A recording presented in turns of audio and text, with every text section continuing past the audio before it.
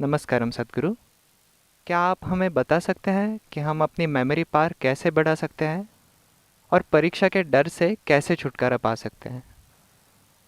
परीक्षा का डर? ओह, आप सही आदमी से पूछ रहे हैं।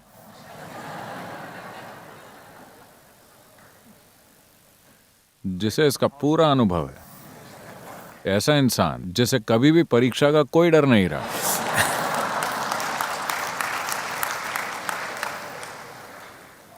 मेरे पिता की सबसे बड़ी चिंता यही थी कि मुझे परीक्षा का कोई डर नहीं था।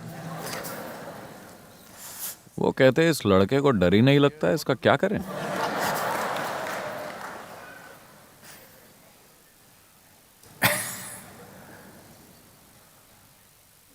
this is the whole thing. यही पूरी बात है।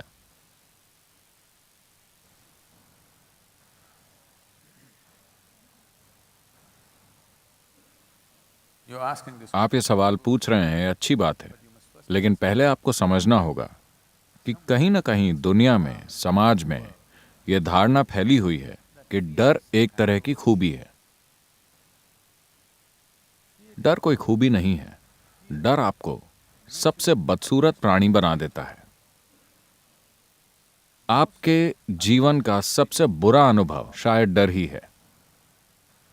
इसी एक चीज के अभाव ने मेरी जिंदगी को बहुत ही सुखद बना दिया है, क्योंकि डर हमेशा किसी ऐसी चीज का होता है जो अभी तक हुई नहीं है। डर किसी ऐसी चीज का होता है जिसका अभी कोई अस्तित्व नहीं है। क्या होगा, इसी का डर होता है। क्या होगा आपको नहीं पता।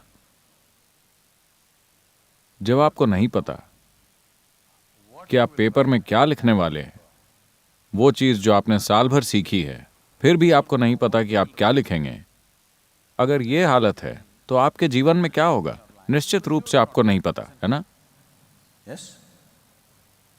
But you're imagining. लेकिन आप सारी बुरी चीजों की कल्पना कर रहे हैं जो परीक्षा के बाद होंगी।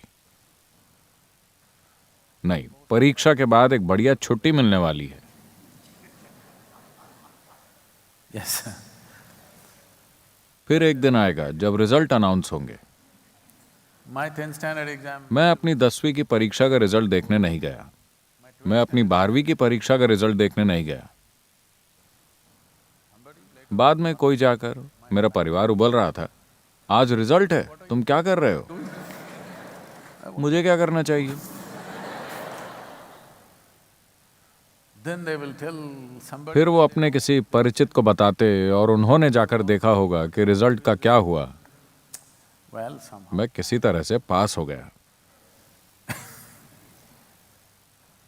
Now the thing is just this. अब बात बस ये है कि आप स्कूल कुछ सीखने जा रहे हैं या आप स्कूल कुछ साबित करने के लिए जा रहे हैं। आपको ये फैसला करना होगा, हर किसी को करना होगा। आप आश्रम आए हैं कुछ जानने के लिए या कुछ साबित करने के लिए, आपको यह तय करना होगा। अगर आप किसी जगह खुद को साबित करने के लिए जाते हैं तो बीमारी बैठ जाएगी। असफलता और सफलता की बीमारी आपके अंदर बैठ जाएगी। वो इंसान जो सीखना चाहता है, उसके लिए न तो कोई असफलता होती है न कोई सफलता होती है। बात केवल कोशिश की होती है। किसी को एक दिन में समझ में आ जाता है, मुझे 10 दिन लग सकते हैं, और किसी को 100 दिन लग सकते हैं। ये बस कोशिश करने की बात है। अगर आपकी दिलचस्पी सीखने में है तो कोशिश करना भी एक सीख है। लगातार कोशिश करने के काबिल होना भी अपने आप में एक बहुत बड़ी सीख है ना। तो कुछ साबित करने की कोशिश मत कीजिए। अपनी याददाश्त को सुधारने की कोशिश न करें। Please. आप स्कूल किसी बेकार चीज को याद करने के लिए नहीं गए, बल्कि कुछ सीखने के लिए गए हैं। अपने जीवन के क्षितिज का विस्तार करने के लिए गए हैं और अपने चारों ओर के इस अस्तित्व के बारे में कुछ जानने और समझने के लिए गए हैं।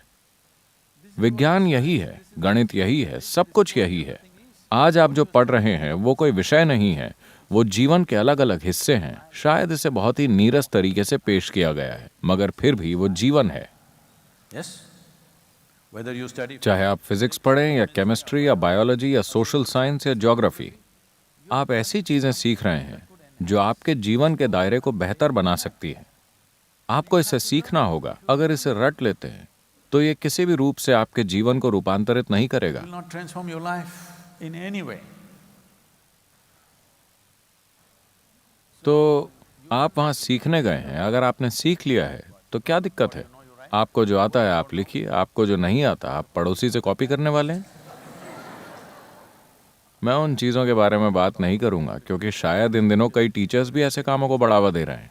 Getting a few marks more, थोड़े अंक ज़्यादा या कम पाने से बहुत ज़्यादा फर्क नहीं पड़ने वाला, लेकिन आप कितना सीखते हैं इससे बहुत फर्क पड़ने वाला है। कितने फंडामेंटल्स आपने अभी अच्छे से समझे हैं, इससे बहुत फर्क पड़ेगा। फिलहाल उसी पर ध्यान दीजिए।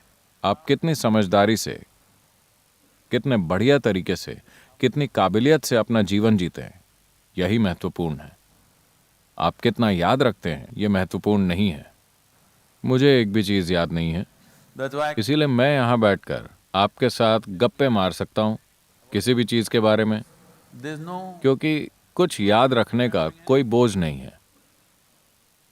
So, तो दस्त रोकने की दवाइयाँ मत खाइए और अपनी याददाश्त की चिंता मत कीजिए। जो आप जानते हैं आप करेंगे, जो आप नहीं जानते आप वैसे भी वो नहीं कर पाएंगे। लेकिन अगर आपको कॉपी करना आता है तो ये आपके ऊपर है। मैं तो ऐसा नहीं करता और मुझे विश्वास है कि हमारे टीचर्स अलाउ नहीं करेंगे, because क्योंकि जीवन के इस चरण में आपको अपना जीवन छल से शुरू नहीं करना चाहिए। at least be… मैं ईमानदारी की बात नहीं कर रहा हूं, मैं ये कह रहा हूं कि आप जीवन के साथ सीधा रहना सीखें ताकि कल आप छोटी छोटी बातों से मुड़ तोड़ ना जाएं। आप ठीक ही रहेंगे, मैं ऐसा ही हूं, ठीक है। मुझे केवल 35 अंक मिले, चलेगा, मैं ऐसा ही हूं। इससे मेरे जीवन की क्वालिटी तय नहीं होगी। मैं चाहता हूं कि आप इस बात को समझें। आपको कितने मार्क्स मिले हैं इससे आपके जीवन की क्वालिटी तय नहीं होगी, मगर आप कितनी ईमानदारी से जीवन जीते हैं आपके जीवन की गुणवत्ता इस बात से जरूर तय होगी। तो नकल नहीं करना है, ठीक है? मान लीजिए आपको कुछ नहीं आता, कोई बात नहीं, वहां खुशी खुशी बैठिए और बाहर आ जाइए। सबको बता दीजिए कि मुझे नहीं आता था। थोड़ा योग कीजिए, आपका जीवन लंबा हो जाएगा और आप एक और साल ले सकते हैं।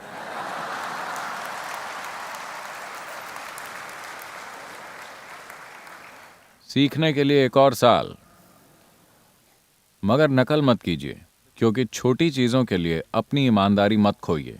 ये मामूली चीजें हैं, इन छोटी चीजों के लिए अपनी ईमानदारी मत खोइए, वरना कल जब आपके सामने बड़ी चीजें आएंगी तो आप उनका सामना नहीं कर पाएंगे।